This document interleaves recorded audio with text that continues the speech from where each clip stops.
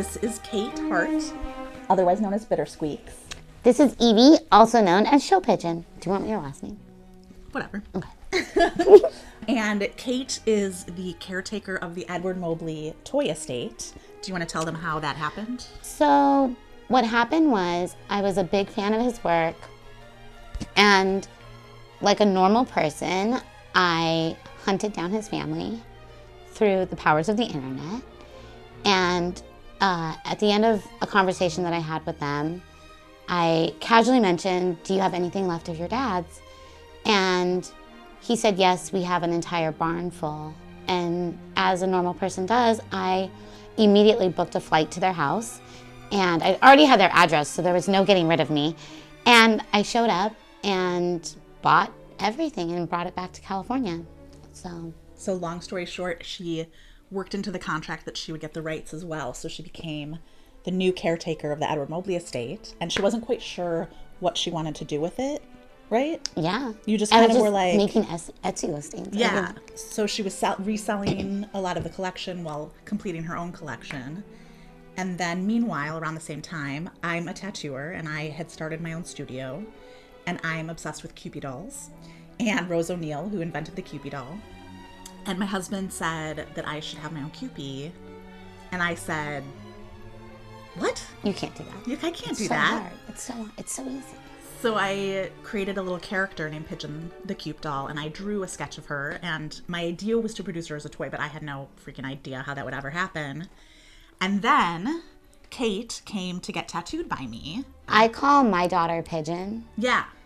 And when I found Evie was doing these shadow puppets at the time, and I loved them so much, and then I saw that her name was Show Pigeon, and I was like, nothing's ever been more kismet or perfect in the entire world. I must go meet this incredibly cool woman. And she didn't know me. I didn't. Now I know.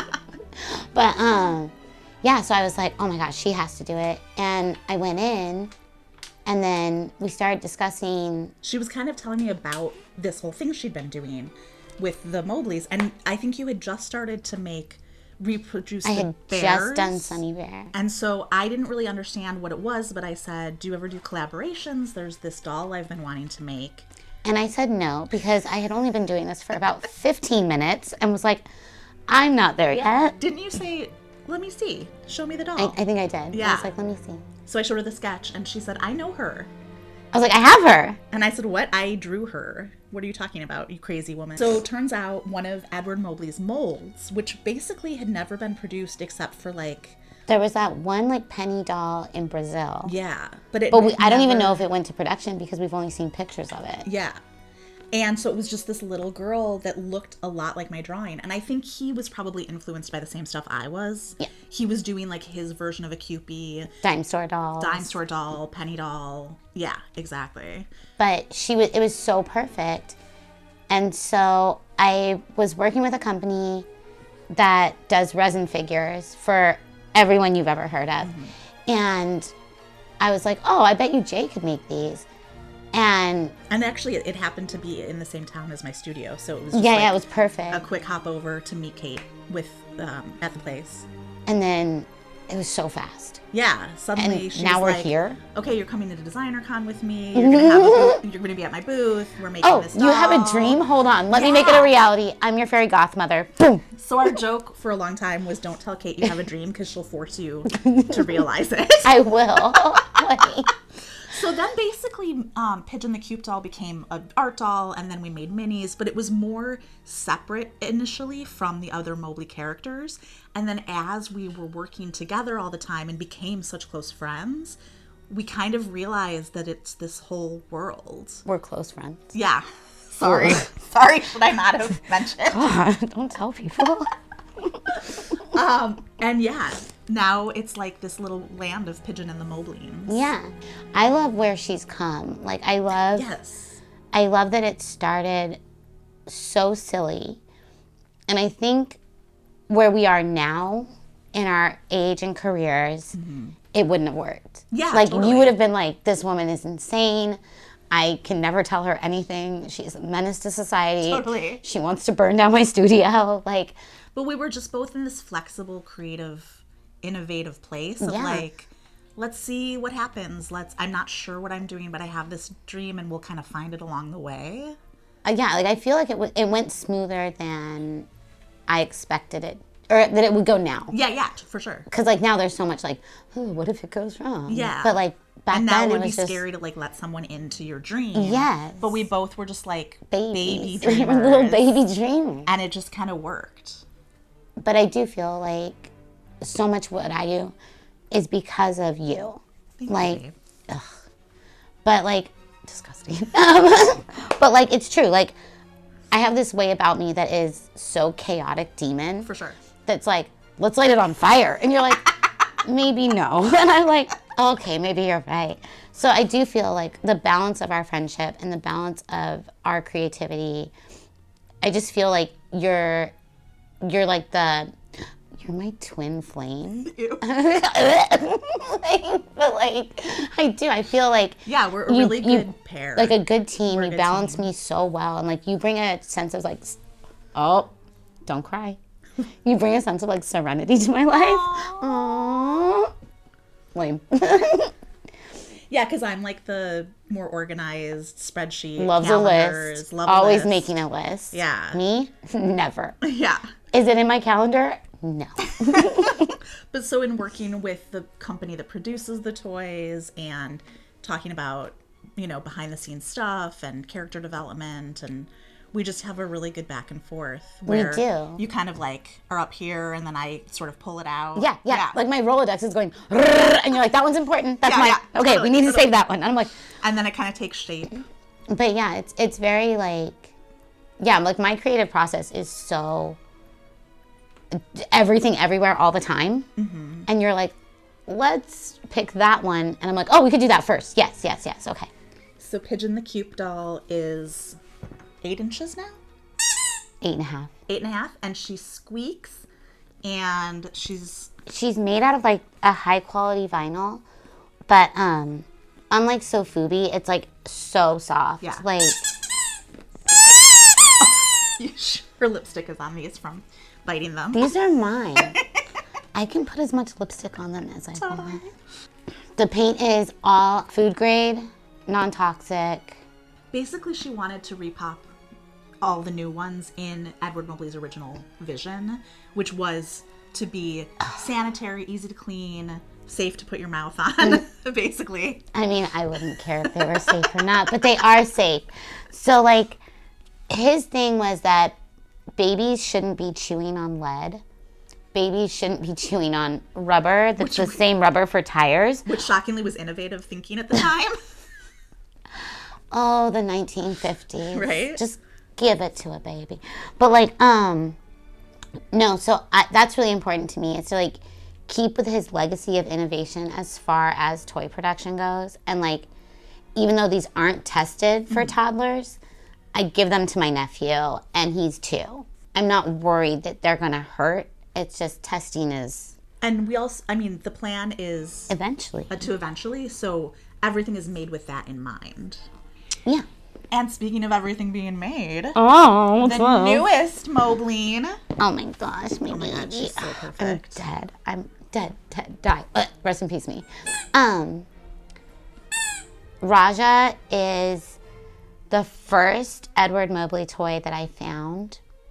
So That like made you fall in love with the whole it line, right? was. I was like, look at this monster. Like, what is this? This is not an elephant, is it? Maybe it could be a pig. It could be a dog.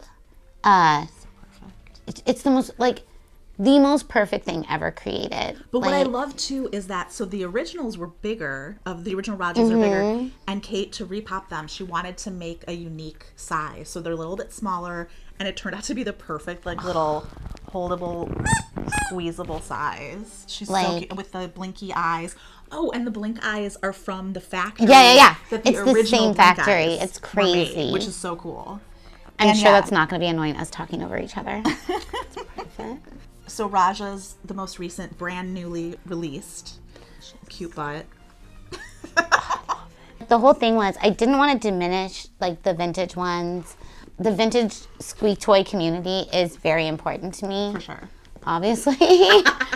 And it's me. No, just kidding. But like, I didn't want to diminish the value of the originals, right? Like, I don't want to come here and screw up anybody's collection and be like, this was an investment, girl. Like, thanks for messing that whole gig up. Also, you respect it. You're not trying to replace it. No, I'm trying to add, like, to it. Like, I just want to be a part of the story. Yes. Like, I love him so much. The amount of things I find out about this man on a probably bi-weekly basis are insane. Like, not only were you the most talented sculptor of all time, at this point, I just found out, like, some new information. But at this point, I knew he had sculpted, 500 different sculpts in a matter of 10 years? Out of wax. Yeah. Like, what? But then I found out he also just casually sculpted, like, I don't know, 300 more for this other company. Like, when? How? The math is hard. That's all I'm saying. But yeah, so I didn't want to mess that up. So I made them in a smaller size. They aren't stamped Edward Mobley, which I think is important because it follows rules that I have established with his family, who, by the way, I still talk to, like, constantly. They're my Midwest family. It's important to me to maintain that relationship with them. It's important to me to maintain the, like, pseudo relationship that I have with Edward Mobley through his children, through his grandchildren. Like, I just want to make him proud and, like, keep with his legacy, make sure that other people understand that this phenomenal artist, although only making toys, you say that so casually, right? But, like, although making toys, it is still, like, some of the most beautiful sculpts I've ever seen. The attention to detail that he had, like, you know, all the time I notice, like, new stuff. Like, the other day I was like, the tiniest little wrinkles. Like, look at this butt wrinkle. Like, and nobody wants a butt wrinkle, but, like, I want all the elephant butt wrinkles. I just think that, like, his ability, his talent, his craftsmanship really needs to be acknowledged, especially in the art community. So, like, I hope for the future that, like, it started to see more as art and less as just a toddler toy. Absolutely. There's really no way to sculpt something that has this level of nostalgia because you can't recreate the way that it was done in the 60s. I mean, I'm trying my best. Right? Yeah, like, yeah, totally. But it's truly, like, I don't know. I think it was a lot of the materials used at the time also. Like, you know, with wax, you're fairly limited as far as, like, compared to, like, CAD or whatever. You know what I mean? For sure. So, and CAD is, like, too perfect. You can that's make insane. It too perfect. Yes. And, like, and here you can see the human touch. That's what it is. That's what's so special about it. Yes. And that's what makes each one of them, like, they just feel like they were made by humans. Yes. And if I love anything, it's humans doing human stuff. Absolutely. Love a human doing something human. Absolutely. So with the Mobeling Repops, the biggie size, Stripes was the first one.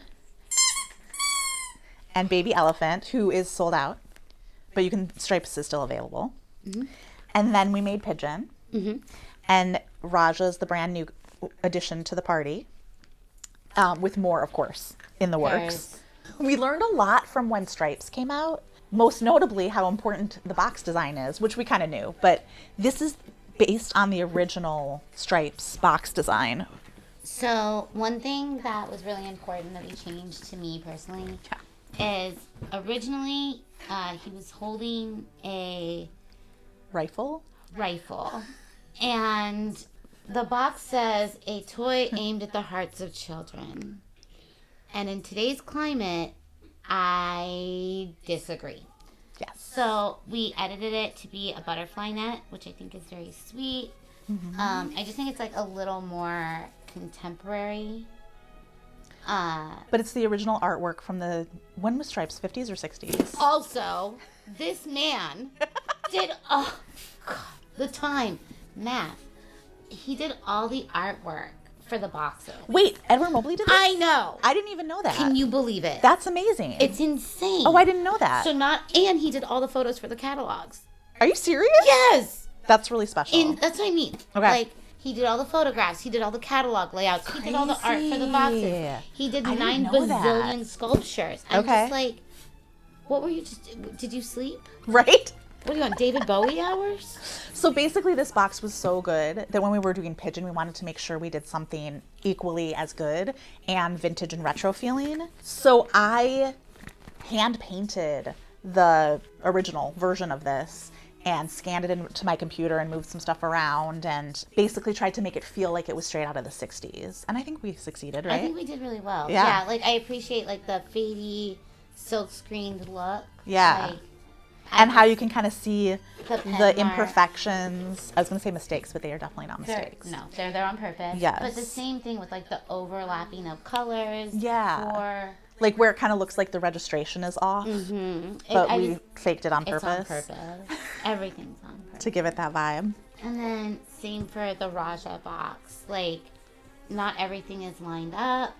And these are straight from the original box. These little characters who, I guess, so Edward Mobley must have drawn these. Everything. That's amazing. I never knew insane. that. And this is the original typography from the box. I just want people to like, I guess, see art in everyday things. Yes. You know? I Like, love that. everything that was, especially then, that was like these were not meant to last, what, 70 years? Yeah. They weren't meant to last that long. But like, here they are, and now they're collector's items, but like... And that's the fun of the repops, because you can have your collector's item on the shelf that you maybe don't want to mess up. Yeah, but... And then you have your repop that you can, like... Take it to the Madonna Inn. Totally. TM. Give it a champagne cake. Give it pink champagne cake. This lady... Wait, now we actually have to go do a photo shoot 1,000% of that, because that's 1,000,000%. really cute. She has never had a pink champagne cake, so you should definitely get one. Thanks for coming to our infomercial about the Madonna Inn. No, like, you can take them anywhere. Like, honestly, they're indestructible. They're not as precious as the vintage ones. Yeah. They're, I mean... So it's like a way to have them without worrying about destroying them. I mean, I don't worry about destroying them. That's true.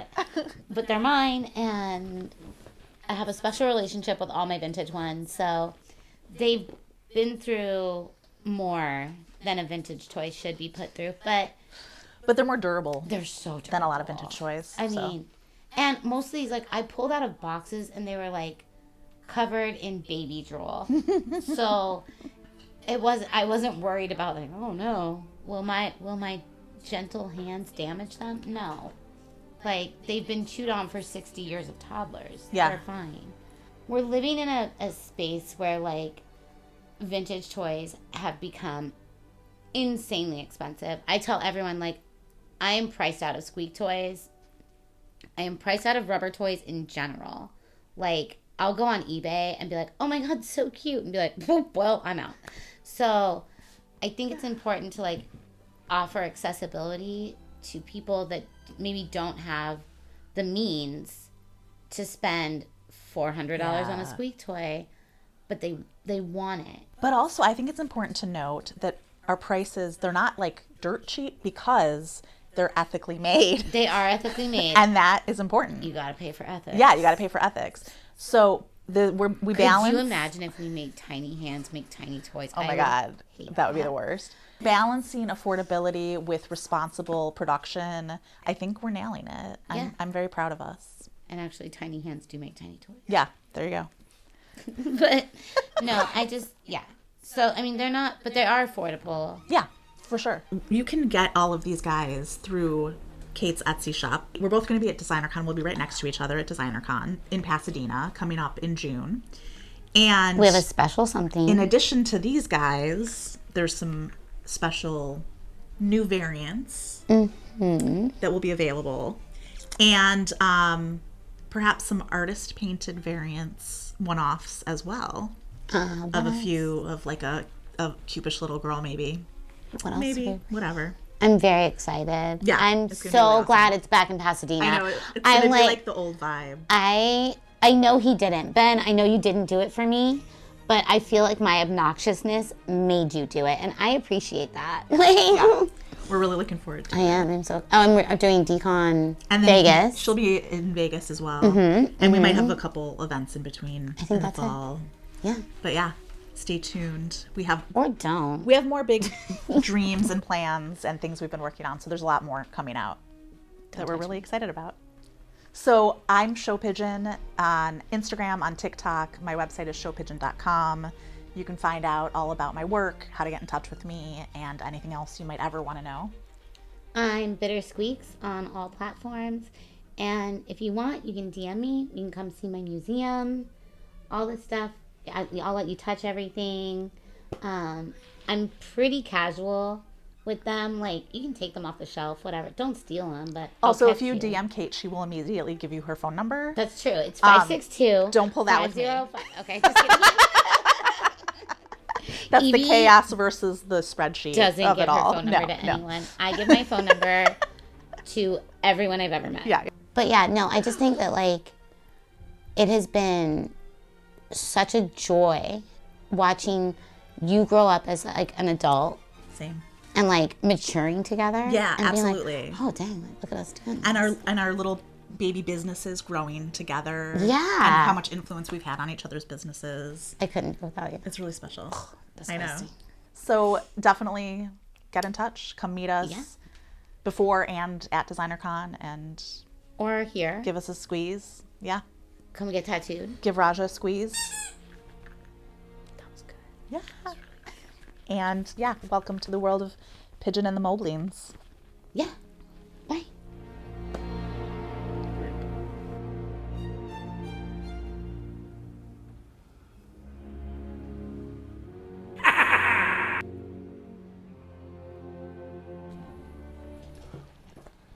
Show's over.